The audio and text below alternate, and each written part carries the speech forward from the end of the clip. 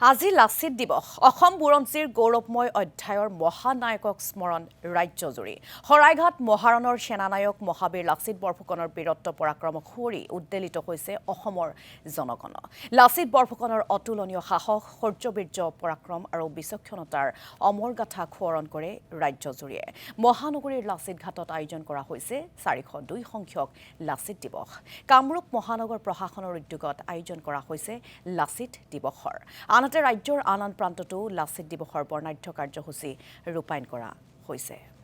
লাচিত বৰফুকনৰ 402তম জন্ম দিৱস আমি সকলোৱে মনত পেলাম আকৌ এবাৰ কি ধৰণে আমি লাচিত বৰফুকনৰ 400তম জন্ম জয়ন্তী অতি সুন্দৰভাৱে পালন কৰিছিলো আৰু সমগ্ৰ দেশতে লাচিতৰ সাহস শৌৰ্যক আমি বিতৰণ কৰিবলৈ অসমৰ বুকুৰ পৰা ভাৰতবৰ্ষৰ বহল বুকুলৈ লৈ যাবলৈ সক্ষম হৈছিলো মোৰ আজিও গৌৰৱেৰে সৈতে মনত পৰে প্ৰধানমন্ত্ৰী নৰেন্দ্ৰ মোদী ডাঙৰীয়াই লাচিতৰ প্ৰতিমূৰ্তি হলঙা পাৰত উদ্বোধন কৰা সেই পবিত্ৰ ক্ষণটোৰ কথা ই আমাৰ বাবে জাতীয় জীৱনৰ বাবে এক গৌৰৱৰ পল আছিল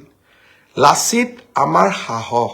লাচিত আমাৰ শৌৰ্য আৰু বীৰ্যৰ প্ৰতীক লাচিতে অসমীয়া জনতাৰ বীৰত্ব আৰু সাহসক প্ৰতিনিধিত্ব কৰে পুনৰ এবাৰ মই অসমবাসী ৰাইজক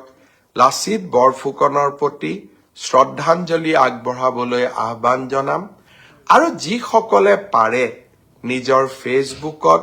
বা নিজৰ টুইটাৰ বা নিজৰ হোৱাটছআপত অহাকালি